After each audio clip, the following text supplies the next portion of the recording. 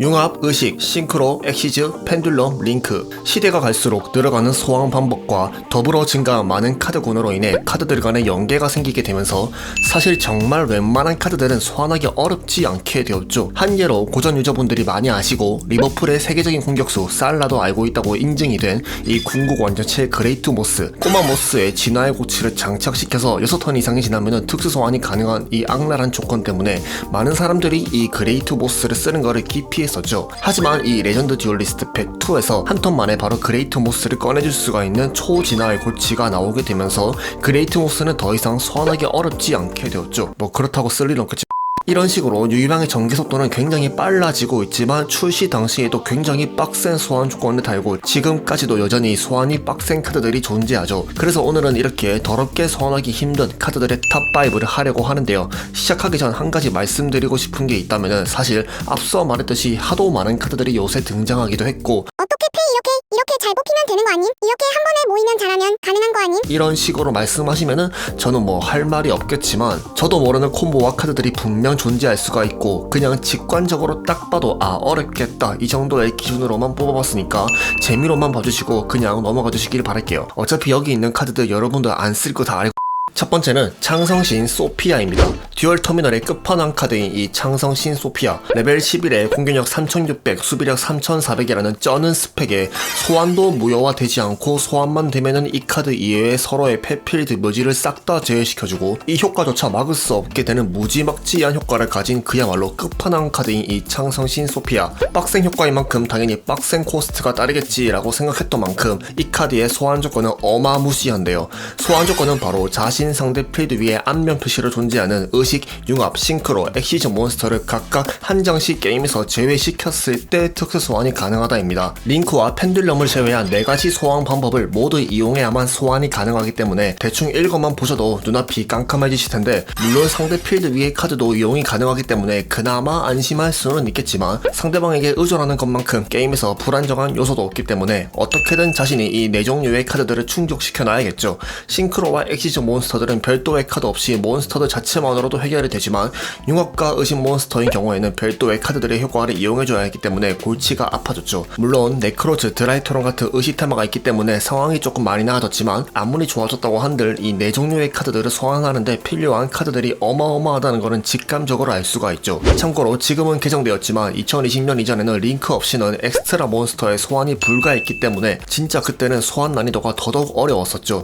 그래도 소환이 되기만 하면 효과 자체는 무지막지하기 때문에 일단 첫 번째로 소개를 드렸네요. 아 뭔가 생긴 게 이래서 오해할 수는 있지만 이 친구 어둠 속성이지만 천사족이랍니다. 두 번째는 스피릿 오브 파라오입니다. 천공의 성력 부스터팩에서 등장과 동시에 언데드족이 빛속성을 가질 수 없다는 편견을 깨면서 등장한 이 카드. 다 쓰러져가는 언데드족 일러스트에 한 줄기 희망이 될 만한 개간지 일러스트. 레벨도 6에 공격력 2500이라는 그 당시를 생각해보면 상당했던 스펙. 큰 기대감의 효과창을 보는 그 순간 제1에 관의 효과로만 특수 소환이 가능하다는 충격적인 문구가 보이는 걸 알 수가 있죠. 자 그럼 제1의 관이 뭔지 한번 봅시다. 지속 함정 카드로 상대 턴의 엔드 페이지마다 제2의 관, 제3의 관을 순서대로 한 장씩 패 덱에서 필드 위에 내고 이 3장의 카드들을 전부 묘지로 보내면은 스피릿 오브 파라오를 특수 소환이 가능하다인데 문제는 이 중 하나라도 필드를 벗어나면은 그 이외의 카드들도 전부 묘지로 직행하는 카드들이기 때문에 과연 이 3장의 카드들을 전부 3턴 동안 안전하게 지킬 수가 있을까요? 이 당시만 해도 사이클론을 덱에 넣는 게 필수였는데 말이죠. 그럼 이렇게까지 해서 소환이 되었을 때 효과를 보시면은 소환이 되었을 때 묘지에서 레벨 2 이하의 언데드족 일반 몬스터를 4장까지 특수 소환이 가능하다 있네요. 아무 조건 없이 4장은 아니지만 3장을 소환해주는 이 카드가 있는 판에 이 카드를 써줄 이유? 전혀 없다고 봐야겠죠. 이 카드는 GX40파 7스타즈의 일원으로 나온 아비도스 3세의 듀얼에서 나오고 생각보다 이 스피릿 오브 파라오를 이용해 주다이를 밀어붙였지만 결과는 뭐 여러분들도 아시다시피. 세 번째 카드는 엑조디아 네크로스입니다. DM 시즌 노아펜에서 카이바 고자부로가 사용한 몬스터로 그때의 효과는 묘지의 엑조디아 파츠마다 각각의 효과를 얻는 카드였고 모든 카드에 대한 내성을 가지게 되면서 상당히 무서운 카드였고 옥시지 효과도 몬스터 내성은 없지만 공격력 상승 같은 효과와 전투 마함 내성의 효과는 유지하고 있기 때문에 효과 자체만으로는 안 좋다고 말할 수는 없지만 이 카드의 소환 조건이 엑조디아와의 계약의 효과로만 특수 소환이 가능하다의 문구가 굉장히 거슬리죠. 이 엑조디아와의 계약은 자신 묘지에 봉인된 엑조디아, 봉인된 자의 오른쪽 팔 등 엑조디아 파츠 5장이 모두 묘지에 존재할 때 패에서 엑조디아 네크로스를 소환 가능하다인데요. 엑조디아 파츠 한두 장도 아니고 파츠 전부가 묘지에 묻혀 있어야 하고 그마저도 덱이 아닌 패에서만 소환이 가능하기 때문에 소환 효율도 떨어지고 특수 승리의 대표격인 엑조디아의 정체성도 되게 흐려지게 되었죠.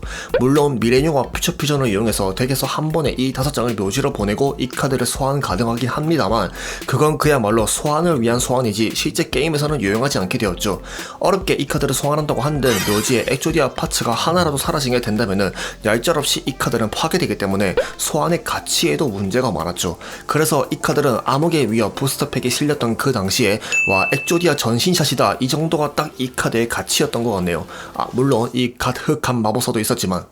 네 번째 카드는 잠자는 거인 증신입니다. 유이왕 오령즈 4기 중 팀 태양이 처음부터 노리고 사용한 이 잠자는 거인 증신. 레벨 1의 1번 몬스터가 자신의 턴 10턴 동안 버티면 소환이 가능했고 애니에서도 소환이 어려운 카드로 소개된 만큼 오히려 관객들이 소환 장면을 보고 싶어 했던 이 잠자는 거인 증신은 OCG 효과도 비슷하게 나왔죠. 한 턴에 한 번 패의 이 카드를 턴 종료 시까지 상대에게 보여주고 자신 필드에 레벨 1 일반 몬스터 한 장에게 증신 카운터 1개를 놓고 그 증신 카운터가 10개 놓여있는 카드를 릴리스하면 특수 소환이 가능하다. 텍스트로만 봐도 상당히 빡세 보이는 이 소환 조건을 만족시키기만 하면은 모든 카드에 대한 내성과 공격력은 또한 공격 대상 몬스터의 플러스 1000만큼이 되는 강력한 효과를 가지게 되는데요. 아무리 시대가 변했다 한들 10턴 동안이나 애니처럼 레벨 1 일반 몬스터를 지키기는 쉽지 않으며 물론 패에 저신 여러 장이 있으면 카운터를 한 턴에 여러 번 놓을 수는 있겠지만 결국 그건 저신 전용 덱을 짜야만 가능한 얘기였죠. 또한 소환 조건을 무시하고 소환해주는 청천백력과 청천백력의 코스트를 무시해주는 GB 헌트를 이용한 콤보도 존재하기는 합니다만 이것도 만들어지기에는 쉽지 않은 콤보였죠. 결국 저신 전용 덱을 위해선 자신의 덱을 어지럽혀질 수밖에 없으며 저신 효과를 위해서는 상대방에게 이 카드가 패에 있는 것을 보여줘야 했기 때문에 공개된 그 순간부터 사실 상대방은 패의 카드를 털어주기만 해도 전술에 굉장한 위협을 줄 수 있기 때문에 과연 이 저신의 소환이 얼마나 가능성이 있을까요? 그래서 그냥 제가 생각하기에도 이 저신은 애니에서 한번 보여주려고 일용으로 쓴 게 아닐까 싶네요. 대충 제가 조회수 얻으려고 어그로 끌려는 것처럼. 마지막 카드는 어떤 카드일까요? 같이 맞춰보시죠. 마지막 카드는 검은 옷의 대현자입니다. 검은 옷 안 입고 있는 검은 옷의 대현자. 일러스트에서도 알 수 있듯 블랙 매지션의 틀딱 버전으로 레벨 9에 공격력 2800 수비력 3200이라는 스펙에서 알 수 있듯 그 많은 수련 기간 동안 수비력에만 몰빵해서 수련한 이 카드는 소환에만 성공하면 덱에서 마법카드 한 장을 패에 서치할 수 있는 카드로 효과 자체에는 하자가 없어 보이지만 소환 조건을 보시면은 자신 필드 위에 블랙 매지션이 있고 시간의 마술사의 효과로 코인 토스를 맞췄을 때만 소환이 가능하다고 하죠. 그러니까 아까 소개한 다른 카드들은 어여튼 소환 조건만 충족시키면 소환이 무조건 가능한데 이 검은 옷의 대연자는 시간의 마술사 코인 토스를 맞춰야 그러니까 50%의 확률로만 소환이 가능하고 그마저도 코인 토스를 틀리면 얄짤없이 다 파괴되기 때문에 다른 카드들은 소환하기 어렵다 이 정도지 이 검은 옷의 대연자는 소환하고 싶어? 근데 그게 네 맘대로 될까? 라고 보면 될 것 같네요. 그러니까 이 카드를 쓰려면 적어도 유희 정도는 돼야 가능. 이 카드는 쓸데기 없는 블랙 매지션 영상에서도 소개해드렸듯이 절대 쓸 일은 없으시겠지만 만약 이 카드의 소환에 성공하셨다면 그날은 운이 좋구나 하고 바로 카드 사러 가시면 될 것 같네요. 오늘의 마무리 한마디. 고생은 사서 한다지만 카드 사서 고생을 왜 하나요? 오늘 이렇게 보신 카드들 외에도 이런 카드들도 넣을까 말까 고민을 했었는데요. 아마 여러분들도 이 카드 외에도 없어서 아쉬운 카드가 있지 않을까 싶네요. 혹시나 그런 카드들이 있다면 댓글 남겨주시고요. 저는 오늘 이만하고 들어가도록 하겠습니다. 지금까지 밭섭이었습니다. 안녕.